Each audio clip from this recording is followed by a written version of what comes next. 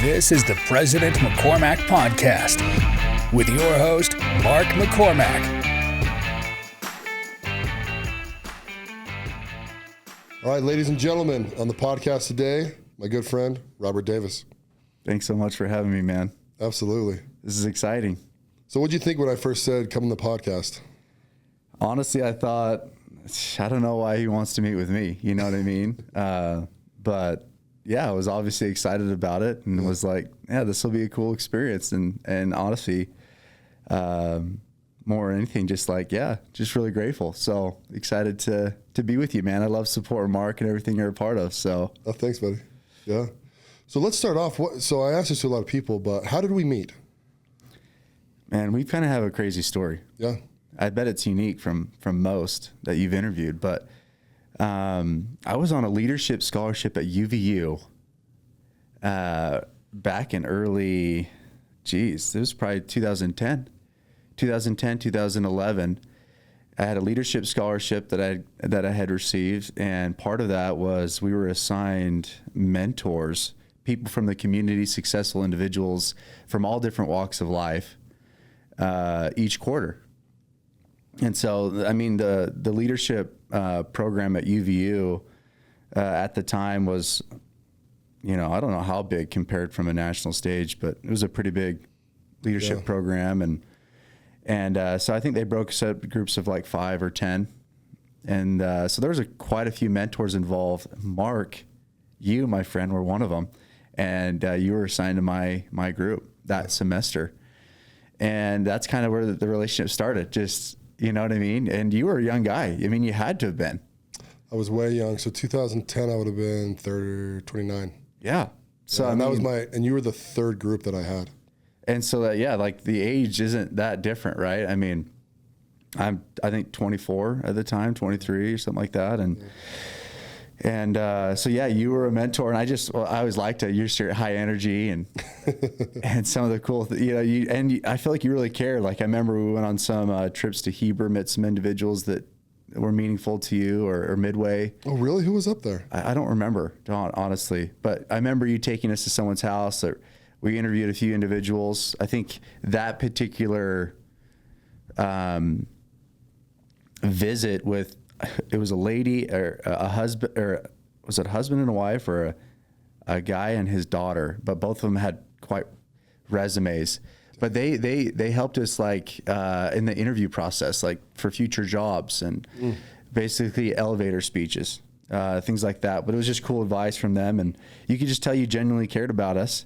And and for whatever reason, I got your number and just appreciated the time and effort you put into what we were trying to do, figure out life and next steps. And I probably resonate with you because you were younger, a little bit too. And well, it's interesting for me because, so I graduated college in 2007, and I was one of the first 2 people to get the leadership high distinction on my diploma, right? Is that what they put it on our diploma? Yeah. Or whatever. Yeah. And right after I'd graduated, Bruce Jackson called me up and said, "Hey, I want you to be a mentor." And I'm like, "Bro, I graduated college like 10 days ago." Right. Like, what do you mean? Like, mentor who? You know what I mean? My peers? And he's like, "No, dude, you're one of the first guys to graduate the program. You went all the way. You did everything, cool. Blah, blah, blah, blah." One of the things I did, I think that impressed him, which very few people know, is I actually worked with at-risk youth at Lehigh High School, I think twice a week for like 4 hours each session. And it was that was like at-risk suicide type? Everything. So like their parents would beat them. They were foster kids. Like abuse, they were all of it. Just every abuse, like sexual abuse, like, it's kind of like flooding my memory actually, like all these kids I was meeting. And it was like a counseling session with one other guy and me. And I don't even know how I signed up for it. And I don't know if I even contributed to it, but like just hearing these kids' stories was like bananas. And so when I was interviewed when I got that distinction, and I talked about that more than anything, because it was like the most impactful thing in the program that I had done. And And so Bruce was just like, he goes, no, like the things that you do, the way you handle yourself, like we need someone from the program that's graduated as part of this board, and then that board is required to be a mentor. And I was just like, all right, and so I always wanted to be charitable in my own community. Somewhere along the line, I picked that up as something that's important. And I wanted to do it outside of a religious banner, Yeah. Not to say that, back in the day, they used to do home teaching and stuff, right? So, like, I always thought that was great stuff, too, get to know your community that way, or, like, like I'm an Eagle Scout, so all that kind of stuff, But I wanted to do something that I chose, it was directly impacting the community. And so I kind of just used that as to kind of fulfill that thing. And so that's kind of how I ended up being a mentor. That's cool. And so I actually think you guys were my last group. You're the last ones that I mentored. Do you remember the guys that were in your group? It was like John Moyes in there, like Britton Beckham. Britton Beckham sounds familiar. I think both those guys were in your group. No, man, I just remember the mentors. Like I had an ex-Navy SEAL. I don't remember a lot of the names, but I remember, them, and you were probably the one that, I haven't reached out or contacted any of it. You're the only one I had, really a strong connection with. Obviously, here we are today, right? Yeah. But no, those kids in the class, as well as the other mentors, I remembered a lot of their backgrounds and kind of maybe a lesson or two that they had taught. But no, man, it feels like a lifetime ago at this point. I know it does feel like it was only 12 years ago. Right. Like, it's just crazy. Yeah. Do you remember what we discussed? Did we talk about stocks a lot? I don't think so. Did we not? Okay. I don't think so. One group I had a group of guys, and then the next year I had a group of girls, and then I had you guys. My last group was a bunch of guys, which would have been your guys' group, because I started in 2007. So 7, 8, 9, and 10. Yeah, so that was your last group, because I think this was in 10. Maybe 8, 9, and 10, yeah. Yeah. So it was wild. Well, one of them, we talked about stocks like crazy, and like maybe it was because I was buying them. And so I started buying stocks when I was 21. So when I got home from my mission, my dad got me into a 401k at the office, right? And then he got me into an IRA.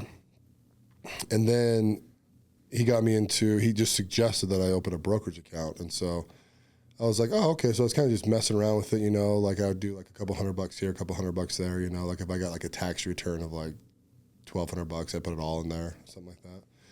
And so I think the guys are kind of asking me, or the group was asking me about like how much money people make out of college and like salary ranges and stuff like that, which probably looking back was probably not the best advice ever. I just knew what I knew, Right. But we ended up talking about stocks, a lot about stocks. And I was just like, well, I like this company for this reason. And I figured out how to value businesses on this. This is the formula that I use, then you got to kind of decide if you still like the company. And anyways, it's one of the things I remember about mentoring the most, other than the girls. The girls were funny, man, because I think every one of them just wanted to be a mom. And so, we were kind of like career path mentors, right? They're like, we just want to be moms. And so like we would just hang. Why are we here? You know what I mean? We just talk about, none of them were married, if I remember right. I don't think any of them were married because they all lived did you live in the dorms? Yeah. Okay, yeah. So you're in the dorms too. So they were in the dorms. Yeah, my first group was not in the dorms. Oh, okay. It was, I don't know if they added it later, but it was a part of the scholarship. You got that housing at Ventana, which is actually where I met my wife. Oh, was she in the program? No. Oh, okay. She just happened to be in that apartment. And nice. Yeah, so it's just kind of crazy. But did you ever know Eric Chittister? Does that name sound familiar? He's my brother-in-law. It does sound a little familiar, if I'm honest, but I am so bad with names. It's one of my many flaws. So yeah, plus a long time ago. But yeah, Chittister, that sounds. So he's my brother-in-law, and I got him into the program. Oh, okay. And he met his wife, who was also a participant. Her name was Lauren. Oh, okay, cool. So still married. They got 3 kids. So. That's awesome. Yeah, I'll never be able to escape the leadership stuff I did, because it's like I know so many people from that. Like it's crazy, like the networking that actually just naturally happened coming. That's what it's all about, man. Yeah, it really is. And it's fun networking too. You know what I mean? I think you'd say like we're more friends than like business guys. Yeah, you know what I mean? Yeah, for sure. So I kind of like it that way, anyways. The guys are just like straight network business dudes. It's just like, yeah, well, it's off-putting. You tend to want to do business with people that you like, and I would think that relationship's important in making a business decision. If you know someone and know their heart, their intent, their likes, their dislikes, and a little bit about them, like a friend would know from another friend, it makes those business decisions a little bit easier, right? And so, that's I feel that way at least. So I agree 100%. I think it's the best way to network. I mean, if you get to your 40s and 50s, like where I'm at, you pretty much only work with your friends, Yeah. Like I don't know. It would have to be a lot of money for me to deal with someone who I thought was an asshole. Yeah. You know what I mean? And I probably would still say no, just because it's like Right. the stress that comes out of those type of people is just too much. Yeah. When you're with your friends, you kind of feel like you're having fun. Yeah, for sure. So, Yeah, I agree. so going back to college, so what degree did you get? Personal financial planning. Oh, did you? Yeah. Nice. Did you like, is the degree helping you now? Yeah. I mean, I forget the statistics. I think I just read this actually in a book that, I think less than 40% of people end up in a career that they get their degree in America. Oh, I've heard it's less than 10%. Oh, have you? I just read a book and it was, which I actually thought was high, to be honest with. But yeah, it has for sure. I mean, the degree, that particular degree at UVU is like, that's like the one they tout. It's nationally ranked. I think when I was going through it, it was like third or fourth in the nation. And so, yeah, you leave prepared to take the CFP. You have all the definitely, which is a huge deal in my line of work, those credentials.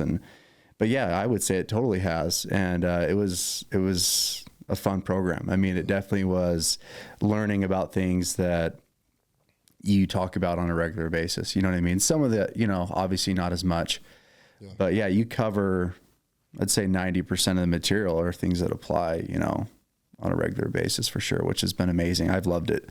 But yeah, personal financial planning. So. Well, that sounds really good. That's a degree that I would actually recommend someone take. And if you listen to the podcast much, I kind of crap on college a little bit. Yeah. Mostly because of the ROI. I think there's a lot of people that just go to college because they don't know what else to do. Then they end up taking generals for 3 years. And then they're like, get me out of here. So then they get like a communications degree. And it's just like, or even a general business degree. It's like, what'd you learn? No, man, I agree. I'm actually, when it comes to college, my family that wasn't something that was pushed. My dad never went. I don't think there's anyone on my dad's side that is a college graduate. My mom's side, I want to say probably the same thing. My mom ended up getting her nursing degree when my parents got a divorce. To just provide income. She was a stay-at-home mom, six crazy kids. But in terms of my siblings, I'm the only one with the college degree, but I forever, I was like you, I would kind of crap on the school thing. And I was lucky enough to figure out what I wanted to do and find a career path that obviously mirrored it, which I was super grateful for. But have you heard of Clayton Christensen? He's one of the most brilliant minds at Harvard. He's passed away now, but name sounds really familiar. He's innovations or the innovator's dilemma. Like he's pretty world renowned, but considered one of the most brilliant minds. Yeah. He has this concept on college where instead of going through the general process and how it is today, you get certificates. And it's a more condensed, abbreviated certificate of completion, right? To a specific, you know what I mean? And I love that concept in theory. It's not as profitable, right? From a school standpoint, which probably makes sense why it's not being adopted. but this concept of, if you want to master something, either it's entrepreneurship or, business, finance, right? Like there's an abbreviated certificate and a course that you could take or a series of courses you could take to show proficiency and mastery in a particular, and you get a certificate. And just his take on it, I'm like, I love that. Yeah. Like, why take all these other classes that may or may not apply and have the structure that it is today, and instead be hyper focused on what that certificate is and means and get a completion. I don't know. I would love maybe something steered or geared in that direction. Well, I would lean hard towards something like that. Wouldn't that be cool though? You could have 10, 15 certificates and just be a master and I don't know. Or like a business like mine. It's like, if there was something like that for accounting, I would push every employee to go get that certificate. Right. Like required because I don't want them to go get a freaking 4-year accounting degree. Right. Waste. But if it was like a 9-month course where Because I personally believe anybody that understands how the financials of a business works, or they can value something, or they can put a profit loss to something, they're just a way better employee. Yeah. know? They can see how their position affects the bottom line. I mean, and it's a two-edged sword too, right? Because once your employee knows how to do that, they're going to come back to you and be like, hey, I'm affecting your business in a very, very positive way. Right. So yeah, you do need some more money. Right. You know what I mean? Yeah. Or you can just go exist in a business and hopefully your annual review, and you know what I'm saying? Like, Right. I just think it's just a higher caliber of an employee if they can understand those business principles. But For sure. it'd also be bananas if they did that in if you call it lower education, but K through 12, advance through those sort of things. Yeah. So Just to take on it, but I'm actually with you, which is funny. I'm saying this because I felt over the last year or two that they offer a master's program at UVU in personal financial planning. Yeah. And, I don't know if it's a pride thing or what, but I like the fact that I've kind of altered the cycle, right? Like, hey, I'm changing the direction of kind of where I came from and what's important for my family moving forward. And yeah, man, I'm debating. I'm thinking of going back and get my master's and seeing if I can do that. And so let me ask you some questions with that then. Will it allow you to make more money? No, it has nothing to do with money. It won't do anything with money? Nothing. What will it teach you that you don't know? It's a good question. It's one of those things I don't know until I get in. Yeah. I've seen the classes. So part of it, getting the CFP route, the master's route, you can take this, there's an additional master's CFP route if you don't already have it, or you could do a CFA, Chartered Financial Analyst. And I thought I'd go the CFA route, right. Just to diversify and, you know what I mean? And just add another layer of knowledge from more of a studying and auditing financials and all of that thing. And so, yeah, that would be more the direction I'd go if I did it. Cause I've already done the CFP route, if that makes sense. So I'd get my master's and do the CFA route just to, I don't know, but that's a great question. I've thought about that, but it's just kind of been this inner desire. Like, I need to do this. I owe it to myself. I owe it to my clients. I owe it to, and the truth is, how much of it will I learn? I don't know. You know what I mean? But unfortunately, the world we live in today, that's kind of the criteria that is required to obtain legitimate credentialed, knowledge, I guess, if you want to put it that way. Yeah, it's a system for sure. Yeah, it's a system, no joke. And it's an expensive one too. So the reason I ask is, so when I took over my dad's business, one of the stipulations was that he was going to pay for me to get an MBA. Oh, cool. But I had to work full time, so I knew I was going to go to school full time, so it was going to be an executive MBA. So most of the time to get into the executive program, they want you to be in the workforce for like 7 years, right? So the longer I worked, the more people that were graduating, going to get their MBAs, get into different programs, working at different companies. I just knew all these people that were getting MBAs. And so I kept on talking to them, and I'm like, well, what did you learn, And it was bad. Most of them were just like nothing, And then I started interviewing people at the executive MBA level, right? And I don't think I met one dude that was like, well, this one class like really changed, how much I can affect my business or blah, blah, blah, blah. All they ever say is like, well, it's just really good networking. It's really good networking. And so then I was like, well, okay, I kind of understand that. And I want to get this degree. So I'm going to go to Stanford, right? Because I'm going to go to the closest school because you have to fly out there, every other weekend. And it's like, well, if I'm going to network, I might as well network at Stanford than the U. You know what I mean? And the more I looked into it, the more I was just like, well, now this thing costs $90,000. I'd rather have $90,000 than go get a degree for $90,000. And it would have cost me way more than that. Probably would have cost me $150 with all the travel and the hotels and then you start getting like the time away from family and then, which is a major consideration. Like how much time am I going to be studying what. Well, to your point, man. So I've got a client that he did his undergraduate at BYU, and then went on to his master's and everything at Harvard. Oh, nice. And he said, in terms of learning and education, he's like, I could argue that BYU was better. He's like, but Harvard, what I was paying for was the networking. Yeah. It was as clear as day. He's like, I literally was sitting in classes with people with influence, and families that it could have been the next president of the United States. It could be the next Bill Gates.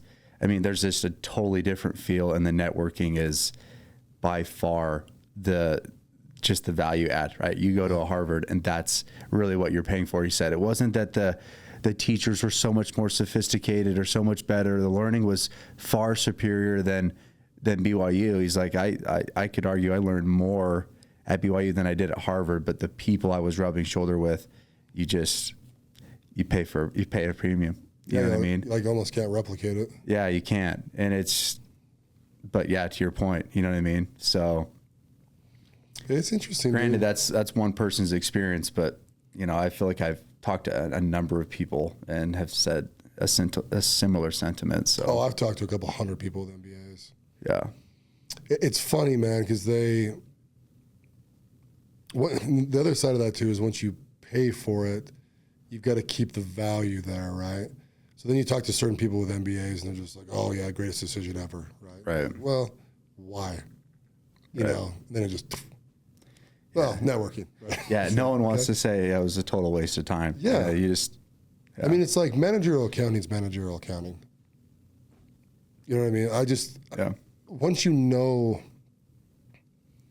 how to read a P&L and a balance sheet and you're pretty proficient in Excel, it's like, I mean, you don't even need to be proficient in Excel anymore. I mean, all the softwares these days give you exactly what you need.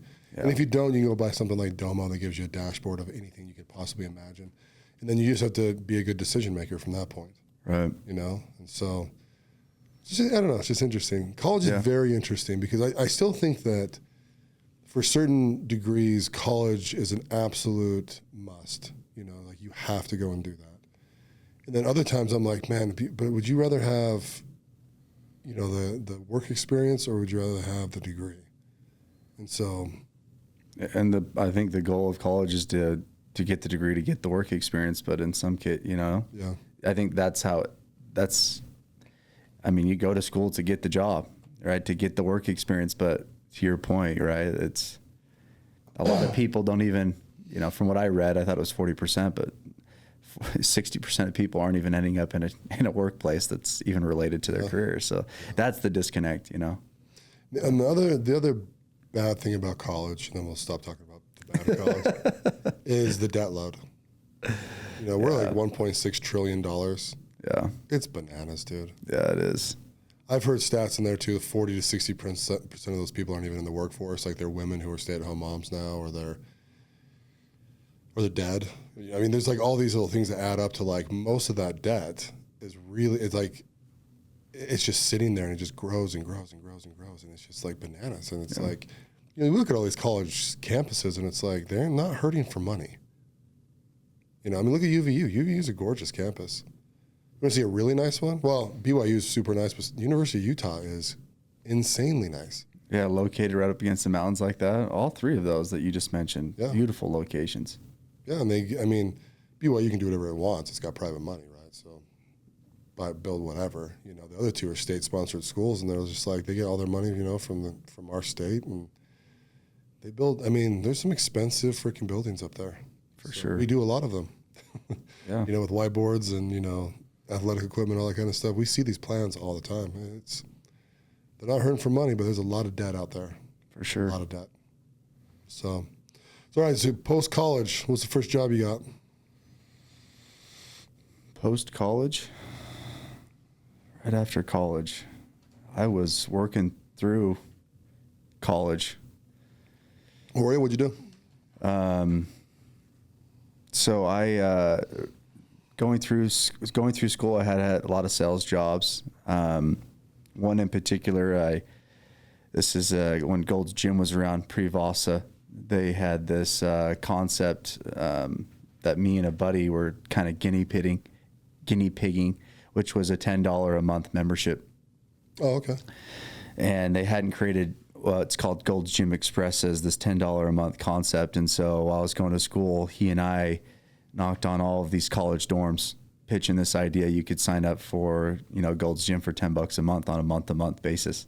This was not a thing at that time. This is kind of And dude, it was the easiest sell on the planet. And we wouldn't like find as many, we did it. We were trying to kill two birds with one stone, meet girls and, and sell these memberships. But yeah, dude, we undercut the market, and it ended up being a very lucrative thing for Gold's Gym.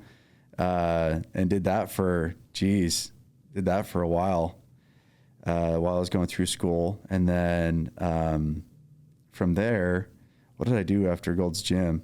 I got on those passes though. Did you guys get a commission off of those? Yeah, we did. How much was it? Do you mind me asking? I don't remember. You don't? I doubt it was much. I was a poor college student. Yeah.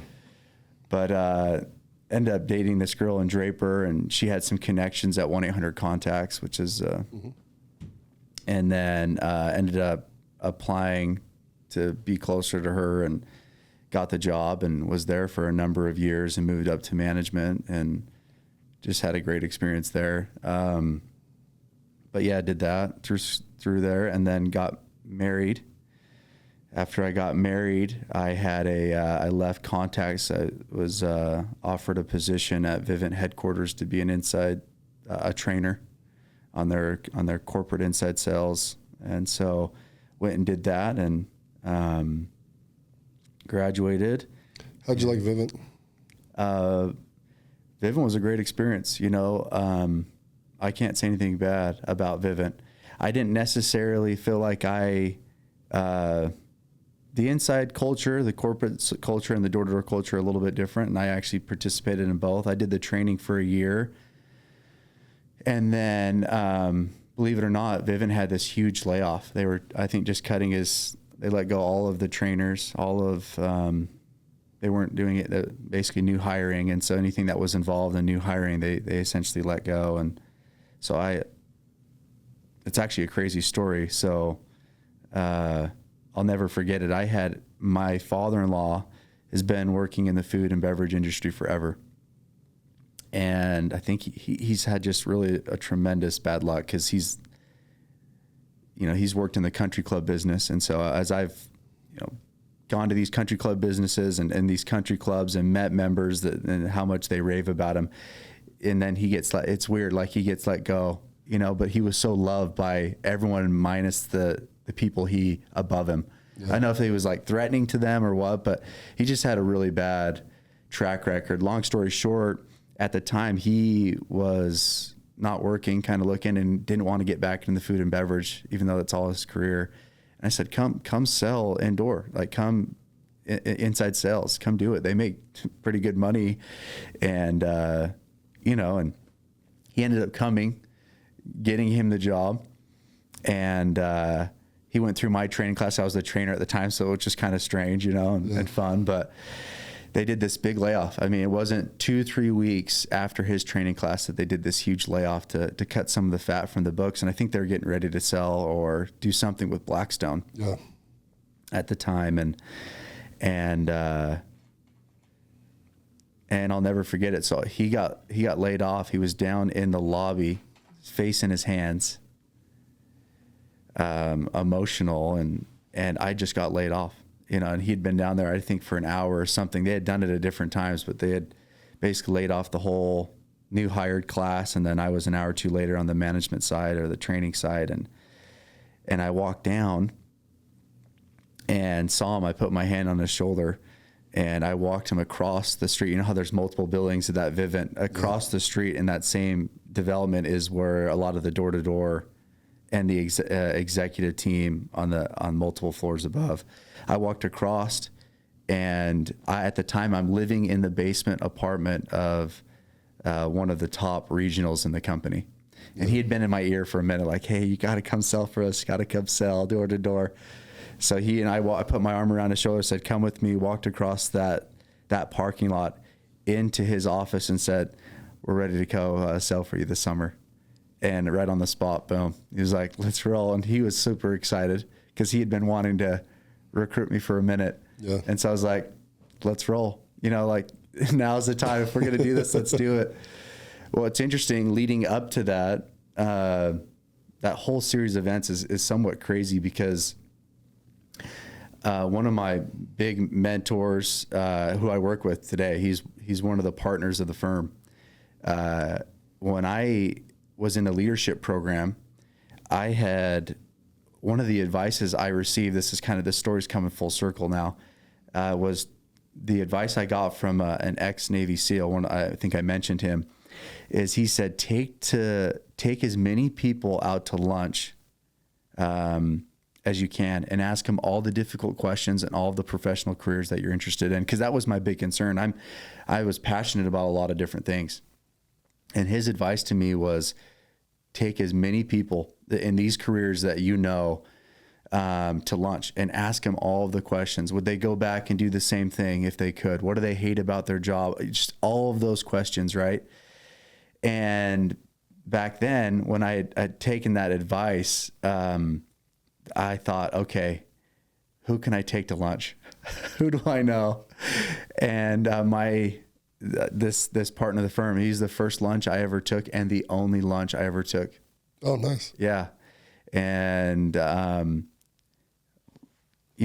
how this story applies is I have stayed in touch with him, obviously, over the years. I'm a member of the firm, but I asked him then, knowing that I told him on the spot, like, this is what I want to do. I want to be a wealth advisor. Like, I want to work for you, and I'm not going to take no for, as an answer. And so what do I need to do? And some of the things that he said was, well, get your degree, like get to your generals, get your degree, stay in touch with me. But he was just kind of deferring me, like, hey, your mind will change, you're young, ambitious, and you think you know what you want, but you don't, type of thing.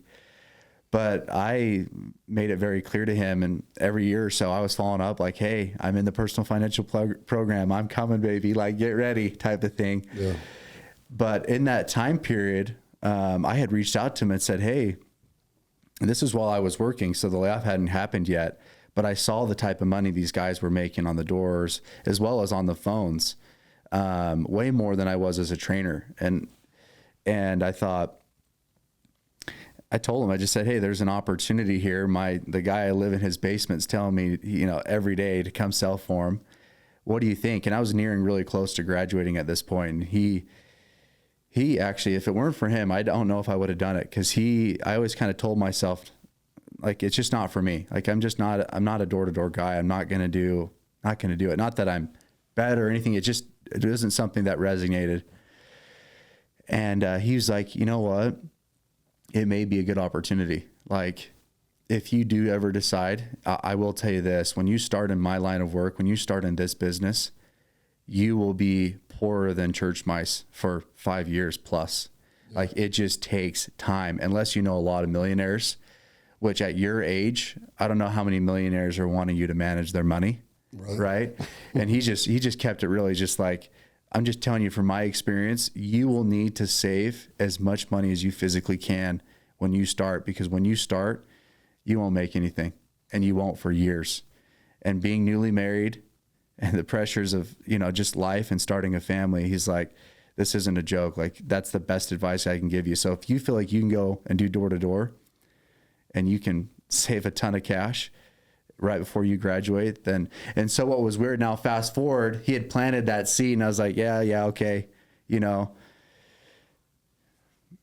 whole layoff thing happened, and boom, went door to door and ended up being, that particular summer, the top rookie in that region. I ended up doing really well, and it was a great financial decision, made a lot of friends, and kind of crazy. But where'd you go sell it? California. Okay, cool. Yeah, so California was his region, or his demographics. So is he still doing it? Yeah. Patrick Hereford. He's been doing it forever, even pre-Vivint, when they were Apex. And he's been doing it for, I think, as a matter of fact, he and I just caught up recently, and he works with the firm, and so we obviously stay in touch and whatnot, but is he one of your clients? No. Oh, okay. So while I was going to him, I was telling him, you got to go meet with our firm, right? Like, way before I was graduating things. And so fortunately he took that advice, and it's been good, but forgot what you asked, but yeah.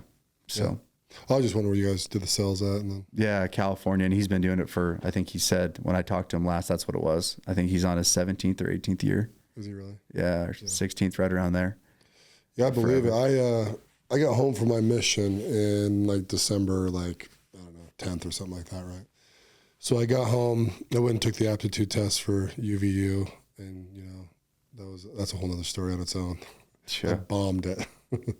And so I got into college, and within like 2 weeks, so maybe like the middle of January, right? All my friends were like, hey, come to lunch with us. There's this company called, I think it was Apex then. Should have been Apex.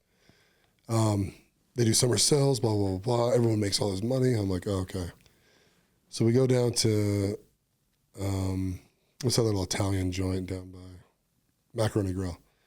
Macaroni Grill, right? And I'm sitting there. There's like, I don't know, 8 or 9 of us. And I don't know who was conducting the meeting. And they were like pitching us hard, right? I'm going knocking door to door. And I was like, hell no. Right. Right? Yeah. And they go around to everyone. And you're like, what do you think? What do you think? And they got to me. I was just like, hell no. Like, dude, I just knocked doors all day, every day for 2 years. No. You know, they're like, dude, you can make $100,000. I'm like, no. Like, dude, I don't even know why I was being that stubborn about it, but I was just like, no. Dude, will not do it. That's how it was forever. Yeah. I was anti, dude. I just was like, so I can relate big time. Yeah. You know, It was like the stars aligned. yeah. It was just like the perfect storm. It was like a combination of my father-in-law and conversations for so long, Puck in my ear, asked me to come sell. That conversation with Chuck that happened many, you know, that planted a seed, or you got to make a lot of money, knowing that they could. Oh, dude, It was honestly perfect storm. Never in a million years would I thought I tell people all the time to go and do it now. I have friends that sell solar. Dude, they make crazy money. Yeah. No, I have clients that sell solar in San Diego and do really well for themselves, man. Yeah. Yeah. So I'm aware. That industry is going to be real interesting over the next year. Yeah, it will be. Do you know much about it? Yeah. You know about their financing, how the rules just changed? Oh no, they make it a new recent change. Yeah. So when they sell, Isn't it in many cases it's state sponsored or? No, There's incentives the long-term financing. They used to get like half the money up front, and they get like half the money later. Okay. Oh, you mean how they pay out the reps? No, how they get the money from the financing. Oh, so okay. once they sell it, they get like half the money. Then once it's installed, they get like the rest of it. Okay. Right? And they're changing that. They've changed the rule. I think it has to be completely installed before they get any money. But that's a massive problem because most of these solar companies finance themselves from that first payout. Right. Right. So they're basically going to have to go out and raise. But because they pay their sales agents so much money, most of these solar companies actually don't make that much money. The companies themselves do massive amounts of revenue and don't make that much money. It's like 80% of their profit goes out to like sales reps. But if another company pays these guys 10 more bucks to sell, they'll just bounce to the next company because there's no loyalty inside the industry at all. It's crazy.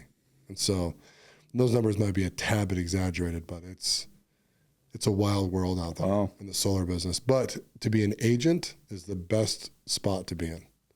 Because you can go there and sell 10 accounts in a day. Right. You know? I mean, what are some of those commissions? $5,000, $6,000, $7,000 commissions? I mean, Oh, even higher than that, depending on. Yeah.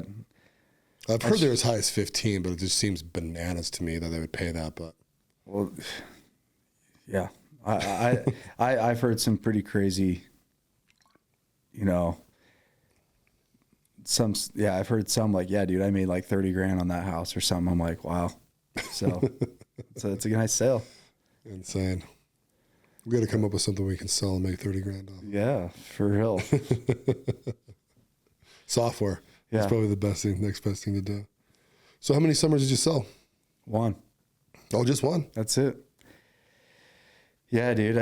I told him too when I started. I'm like, hey, I'm only doing this once. Like I'm doing this once and that's it. I'm graduating. I want to be a financial advisor. This has been the goal for years and years now, and I'm at the finish line. And so, you know, I think, and I've obviously had conversations, so I don't want this to come across the wrong way, but they've even expressed to me now, all these years later, like we knew that when you saw the money, you know, you were going to stick around. And they were surprised that I was so resolute in what I wanted to do, and this was a stepping stone to get there. Yeah. Right. And so, yeah, it was a one summer, man. And I was proud. I feel like I did it. You know, there's a bad rap. There's, you know, dishonesty. You know, I feel like you hear some of those things. I feel like I went about it the right way, that you can be successful. You can do these things. You can be honest. You can sell with transparency, and you don't have to be shady. You know what I mean? And like, you can do this. Yeah. And that was kind of what I hung my hat on. I wanted to work really hard. I was only going to do this once. And I think knowing that I was only doing it once to achieve this bigger goal of becoming a wealth advisor was just, I don't know, it was really motivating to like just kill it and kill it in a big way. So I bet their minds were blown when you didn't go back. Because being rookie of the year, you would have made really good money. Yeah, you know, you hear this like 6-figure summer. I did. I actually did. You know, that stuff is, for me, at least in my experience, it was real. I made, and at the time was life-changing money. You know what I mean? So yeah, I made, to be honest with you, to this day, I have that money still. Oh, do you? Yeah. So I used a chunk of it to buy my home, and have saved the rest ever since. And it's almost like I never even made it, you know, that back end check and everything else that came. And so, just a big saver. And so just, you know, and, obviously I've invested that money and whatnot to help it grow. Yeah. But yeah, it was life changing. You know, I was able to buy my home and kind of take that next chapter in my life, start my career and get going. But yeah, it was in many ways an answer to a prayer, not knowing that a lot would come from that experience. But yeah, I met some great guys and yeah, it was a really cool experience. You know, would I ever do it again? No. I think I worked, the stress and the anxiety was a lot. And I put a lot of pressure on myself to perform, because I knew it was only going to be a one-time thing. And so you just feel like every day you just had to kill it every single day. Every day, man. Yeah. Did you take the family out with you, or did you leave them here? Yeah, no. I feel like that was a big part of my success. Like coming home, knowing that I had to report to my wife was a big part of that. That accountability was huge. Yeah. And I'm big in goals and writing out your goals. And so we had an apartment, right? And it was bare. I mean, we're just there for the summer. And so I had bought those huge giant white papers, you know? Yeah. And basically had a number at the end in every day, you know, a box for every day, and just the math, you know, if I did two to 3 a day, and if I do that, I'd reach my goal. So I knew every day I'm updating this giant white paper. Every day I'm talking to my wife. Every day it was in front of me every day. And it was just, you know, that's cool for her to see, actually. Yeah. You know, and then be able to encourage you. Well, she loved it. That's the thing. My wife was laying out of the pool every day, and I'm out grinding. And so she loved the door-to-door experience. She met a lot of the other wives and made friends. And so for her, it was a little different experience. Yeah. And they do a lot of competition. So really nice dinners every night, or Nike stuff. You know, it's very, very motivated by swag and competition. And so when you're performing, you get rewarded a lot. I wasn't doing it for those daily rewards. I was doing it for the bigger picture, right? But throughout the process, my wife and I it was like rolled out the red carpet. You know, like they took me to Pebble Beach golf course, which was a bucket list item for me. And they did all kinds of stuff just because it was just a part of the mantra, right? Competition and swag and incentives. And so, you know, it was a fun experience, like I said, but met a lot of great people. Don't regret it for a day. And it obviously was a wonderful financial decision that has blessed my life, but yeah, kind of crazy. Yeah. Yeah. That's fun. So when you got home, how long until you joined the firm? So I got home and I think I had a semester or two left. Okay. So finished out that remaining, and then, it was off to the races, man. What's kind of cool about it is, so my best friend since second grade is the gentleman I was talking about that's been a mentor to me. His oldest son is my best friend. So he graduated the accounting program at BYU, and he thought he wanted to go to one of the big five and go that direction. And when I met with his dad all those years ago, back in 2010, whatever it was, I told him, you know, I said, hey, I don't know if you know what your dad does, but I'm working for him. Like he's built something pretty remarkable, and like, you're crazy to not be a part of it. Like, it is so cool what he does and how he helps people. And honestly, he was about a year or two ahead of me with school, and he was able to graduate before me, and he actually ended up working for his dad. So he really made it much easier, because at the time it was a small firm working with really ultra high affluent guys. I mean, you had the 3 partners, and between the 3 of them, they were probably managing, I don't know, $1 billion. Yeah. You know, is that right? Yeah, probably $1 billion between the 3 of them.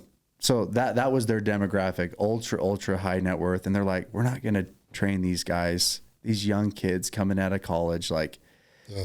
And that was really Chuck's thing too. He was like, I don't have the time for this. I don't want to do this. You know what I mean? I love this guy. He's like a son to me, but when his son showed interest, that changed the dynamic of everything. And I think he saw it was inevitable, because he was a young mission president. And now in the firm today, one of his assistants is in the firm. His son is in the firm. He's got 2 boys in the firm. I'm in the firm.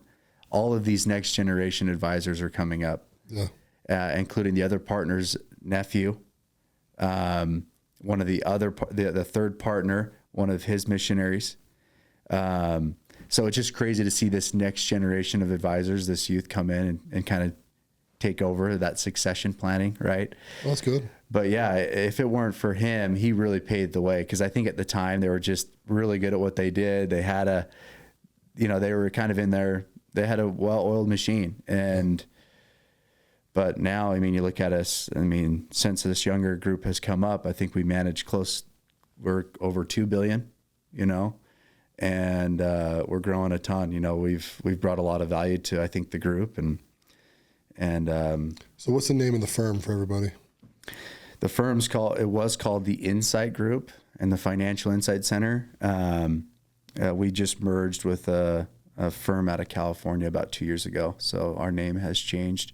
We're called EP Wealth Advisors now. So we have more of a national presence, still a boutique, individual feel.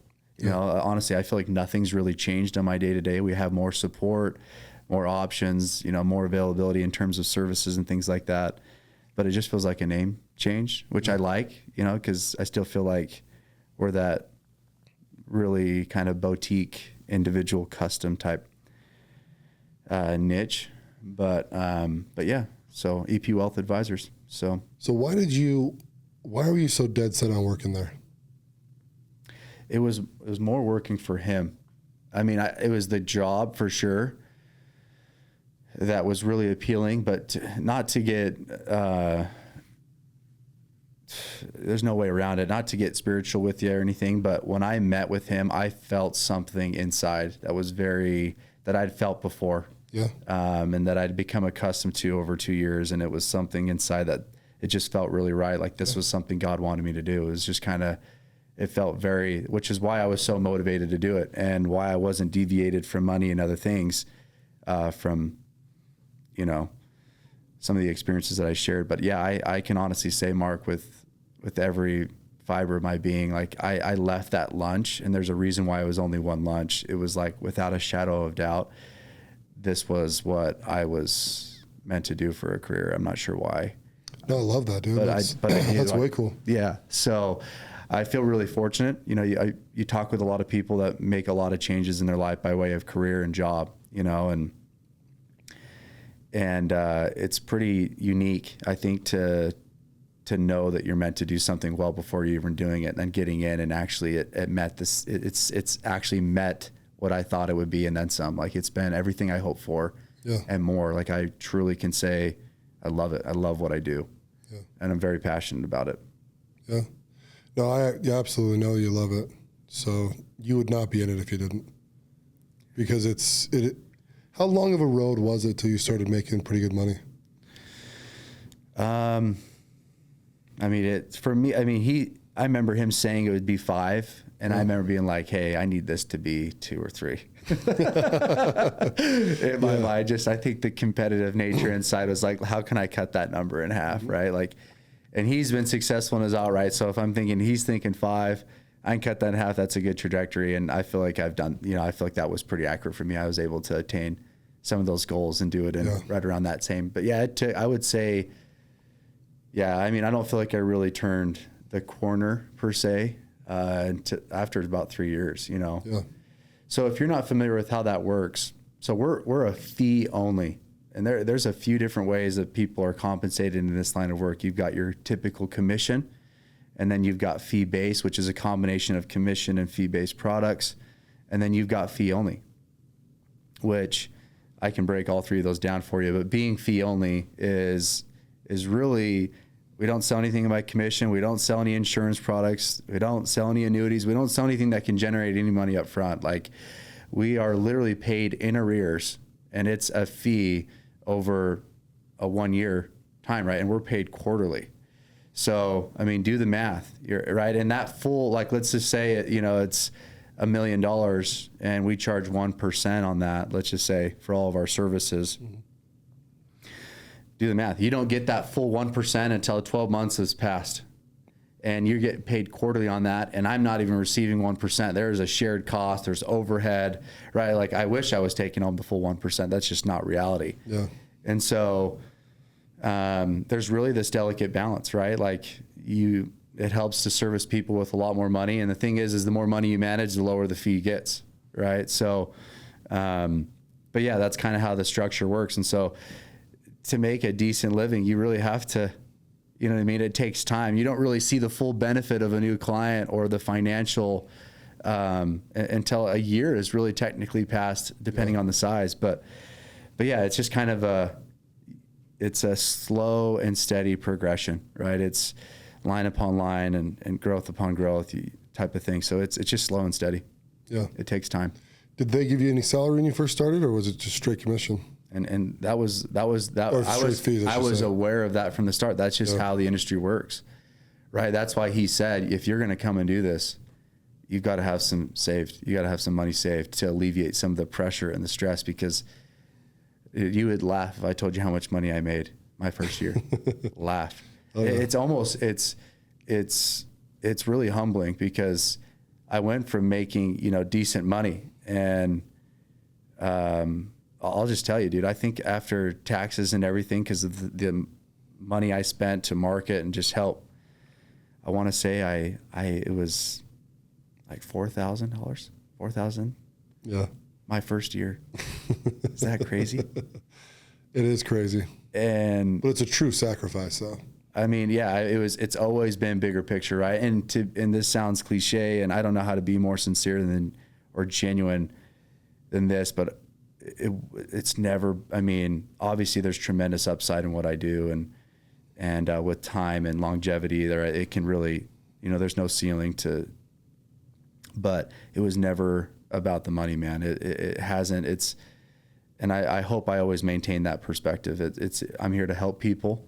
Yeah. I'm here to, I love this. I love content. I've thought many times, there's so much information out there in my line of work. It's a podcast or just sharing content. So, just knowledge is power, sharing insight and information to help people in any way, shape, or form, but about just trying to help in the world, you know what I mean? And information, and good information that's sound, can do that. It can be life altering. So, but yeah, kind of crazy.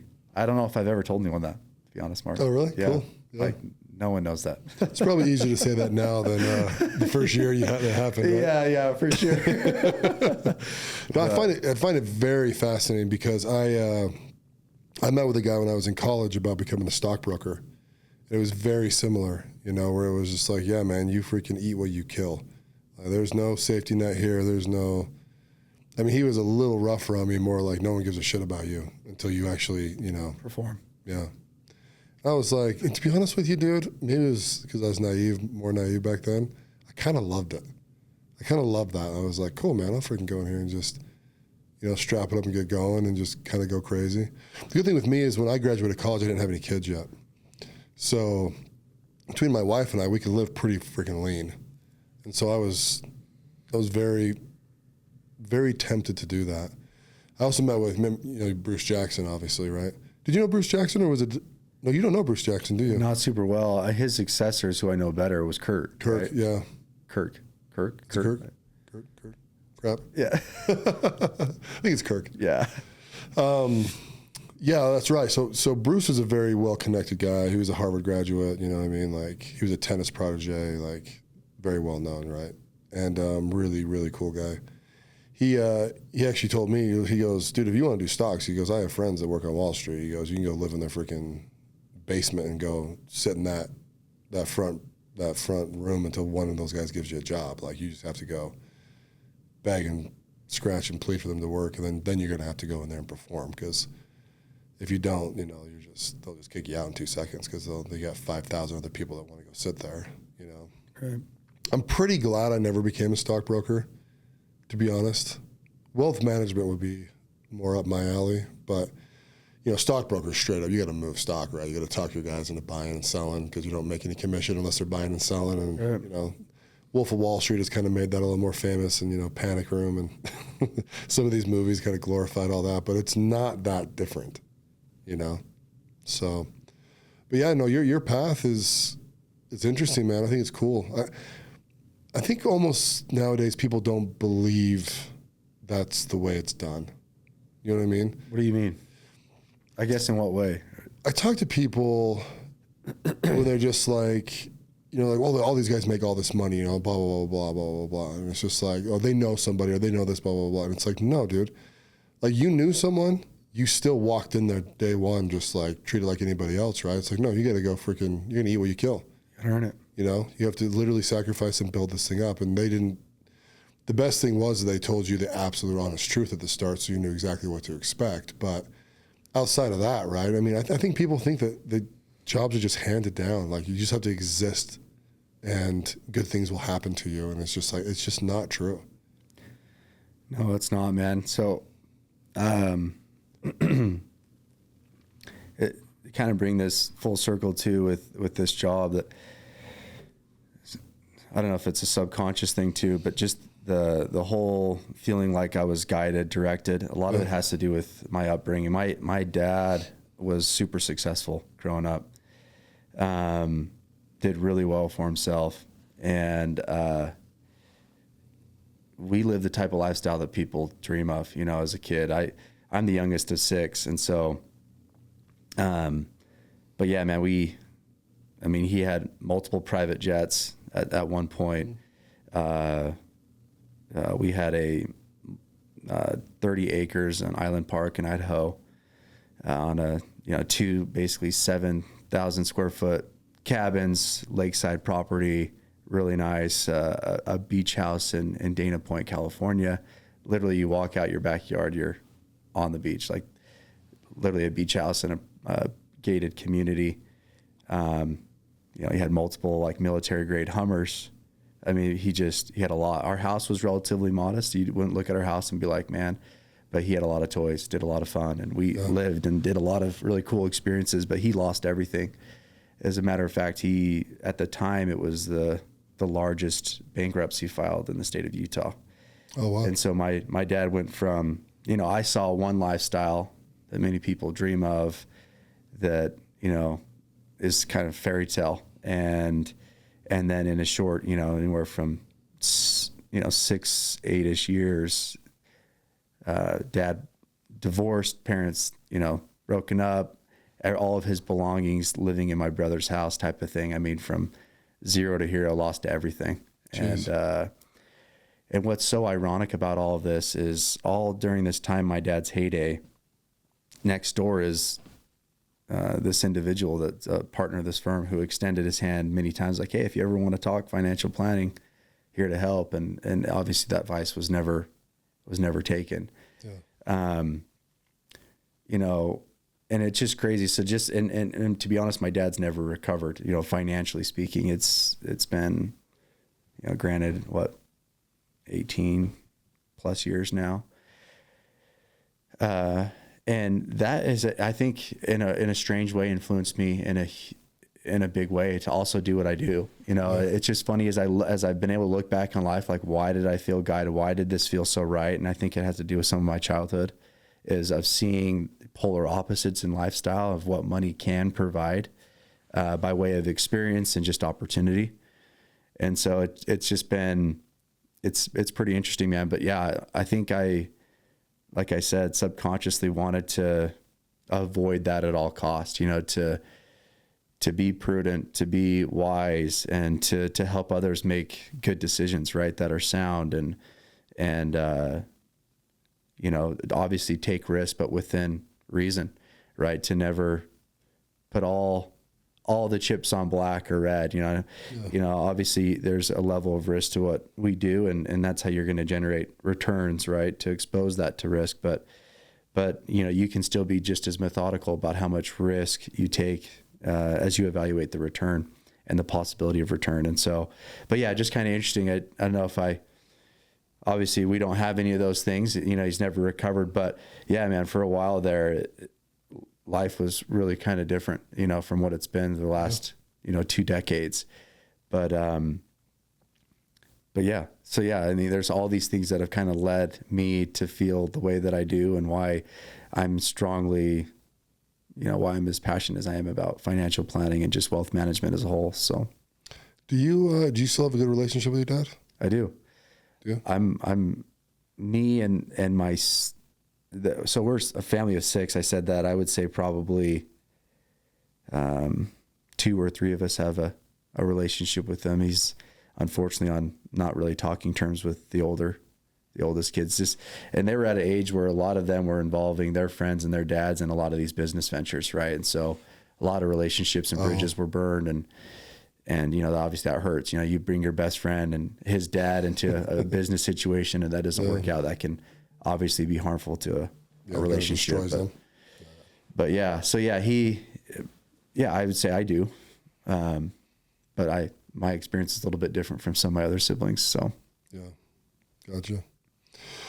That's good. It's good you can keep that relationship with them. I think it's hard. I think when people divorce, you know, parents get divorced or they have a bad marriage, I mean, it's easy to pick sides, and it's hard to stay neutral, right?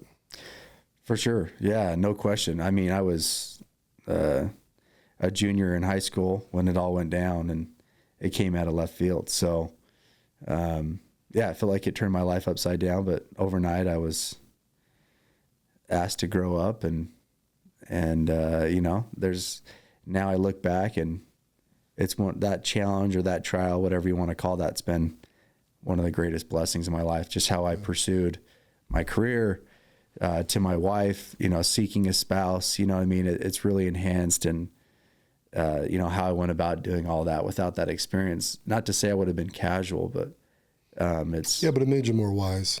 Yeah, for sure. I mean, wisdom is looking at other people's mistakes and or successes and being able to either apply or avoid, right? Yeah, absolutely. So why do you think he's never recovered? I don't know, man. I don't know. That's a great question. It's one of those head scratchers. He's dynamic. He's smart, very well networked and connected. And I don't know. You know what I mean? It's a great question, one that I think I've asked myself many times. But and so the line of work that he does is what you would call, you know, a venture capitalist today. I mean, he'll find products, services, or businesses that he feels like, with the right person involved, with enough money and, you know, an enhancement or a twist or a marketing redirection, you could really grow this thing, turn around and sell it. That's really kind of that was his forte. And so, you know, and he had early success. You know, he did. He had, you know, had some products that did well and raised a lot of money, and they were profitable for a number of seasons. Sold them for a lot of money and did some big things, but I don't know, just hasn't had the same luck, the companies and the businesses or whatever that he's tried to help turn around over the last 15, 20 years. Just hasn't worked. You know, it just hasn't. Yeah, it just hasn't worked. Yeah. Yeah. So, yeah, I ask because I mean, you see some guys, right, and they go up and down, up and down, up and down, right? And so, but it sounds like your dad went way high, you know, like, I mean, living a dream life, obviously, right? And I wonder if some of that psyche, when it gets slammed down, if it's just like too devastating to come back from or too overwhelming or, you know, I guess I'd have to interview him to really figure it out, right? But yeah. it's interesting. It's interesting. I mean, even my own father, you know, I think he, you know, I retired him, 7 years ago, and I think it's been hard on him mentally not having a job or a career or stuff like that. I don't know how to help him really, you know, but I think it was really hard on him to exit, you know, and so, but you got to exit sometime. Yeah, he is. I think it's a huge transition for people. I mean, I deal with that on a regular basis, and we give that advice all the time. You know, most people are so excited for financial independence, right? I mean, synonymous with retirement. And I think they think about the things they want to do and the vacations they want to go on and the service that they want to render Yeah. But the reality is as you think about those things and how exciting that is, you know, fast forward 36 months from now, are you still equally excited about doing some of those things, right? You can only play so many rounds of golf. You can only, you know, and you may sit here and be like, no, I can play golf forever, or I can travel to Iceland I had so much, whatever. Yeah. The reality is though, a lot of these things, you after a year, a couple of years, you're like, you know what I mean? There's you lose some of that steam. You know, like you miss some of the identity, the relationship, some of the problem solving that you did, or regardless of what the job is, right? Yeah. But you want to feel part of something. And I think people find great identity in serving or helping a community, so it's important to have, that transition's hard for people, especially when you've been doing something for so long.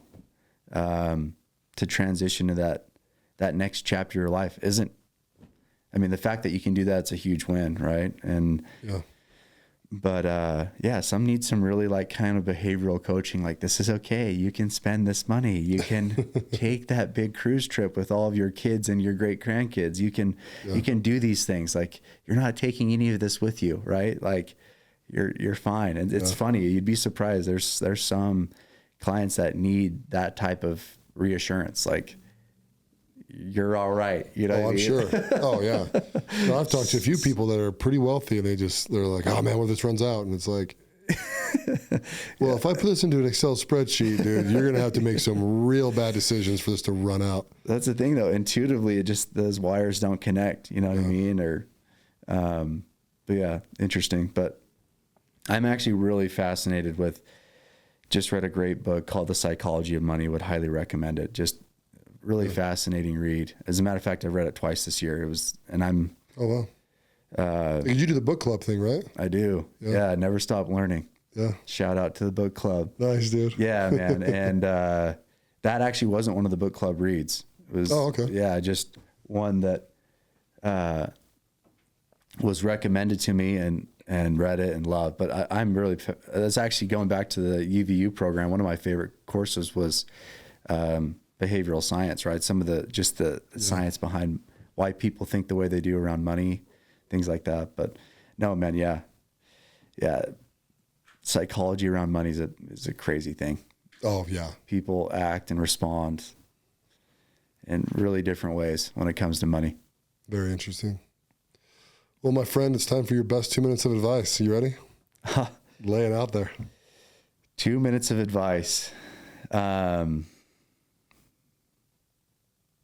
First thing that comes to my mind is you never know the people that the relationships that you meet on a daily basis have more value than I think people ever anticipate.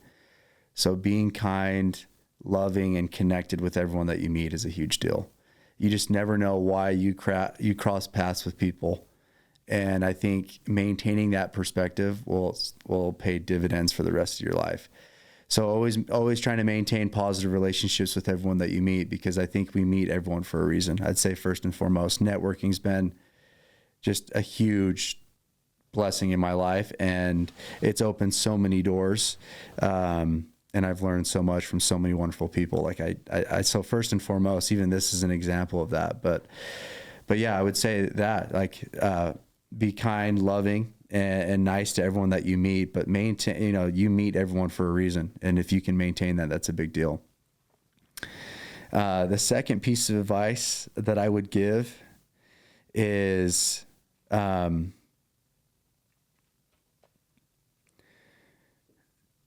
to save money. And don't just save money because you're saving up for a house or this or that. Just save to save. Money can provide opportunity and control over time, which I believe has the biggest, it has the largest intrinsic value of most things. But money is a tool, and money provides options. It provides times. It provides flexibility. And if you save and are wise with your money, it can provide a tremendous amount of peace of mind. It can provide flexibility and some of the other things that I just mentioned. But people need to save. Mm-hmm.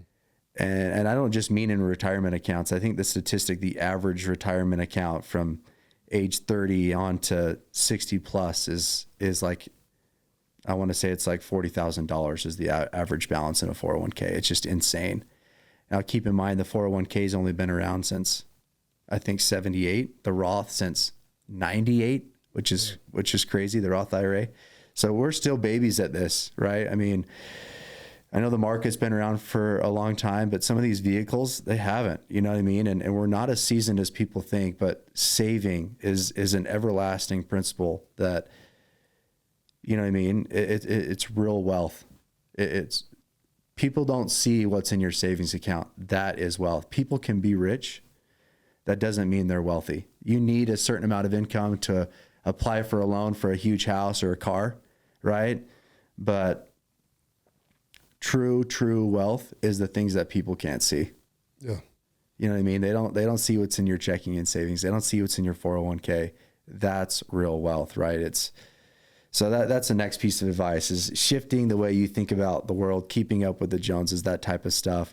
Forget that. And we live in such a monetary world, but if you can, I think it'll bless your life forever. So that's the second piece of advice, man. Those two things. Yeah, I don't know. Do I give a third? I mean, 2 minutes of advice. I've probably taken up 2 minutes there, but no, man, I'd say those are the two biggest things, you know. That come to my mind, put me on the spot like that. That's what I share. So yeah. No, I think it's great. It's absolutely.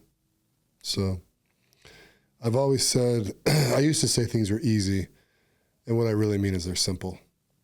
Like life can be very simple. I think we complicate it. And I think with what you said in those bits of advice, it's like, it's simple to save money, It is. And it will actually benefit you big time in, years to come. I think one of the best things about saving money is when opportunities, come your way, you need to be able to execute them. A lot of that is you got to have some capital to go into something, and there's no better way to see that opportunity and have some capital if you've saved. So, can I share with you just a quick crazy statistic? America spends more money on lottery tickets than music, sporting events, video games, movies, music, and entertainment combined. Are you serious? Combined. The average, and this isn't going to sound like a lot, the average household in America spends about $412 a year on lottery tickets. You think about the lottery and what that means and how much money can be earned, right? But what's even more fascinating is less than 40% of people in an emergency in America can come up with $412 in an emergency.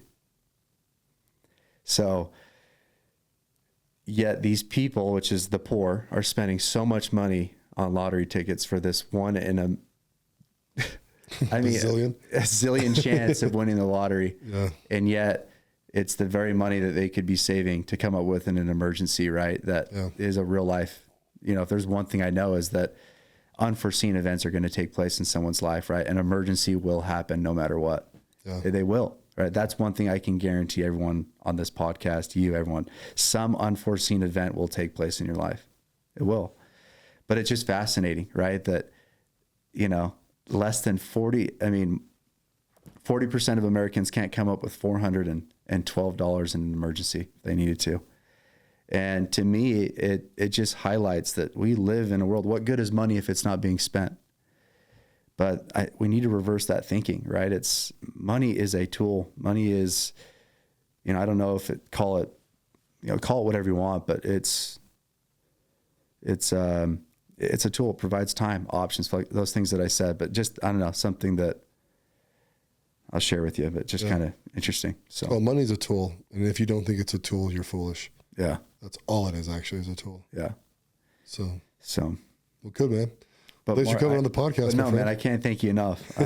Honestly, this has been a blast, and I've got nothing but love for you. So I appreciate you for bringing me on and even taking interest in my story and what I'm about, man. So you're a freaking stud, and I've got a lot of love for you. So thank you. Hey, thank you, man. It's reciprocal, dude. It's you've always been good. You've always been happy. I love seeing you at the gym. Love working with you. You manage our 401k at one of the companies. So, you do a great job. And yeah, I'd highly recommend you to anybody because I know you care. Thanks, man. I appreciate that. Thank you. Let's go, man. Okay. See you.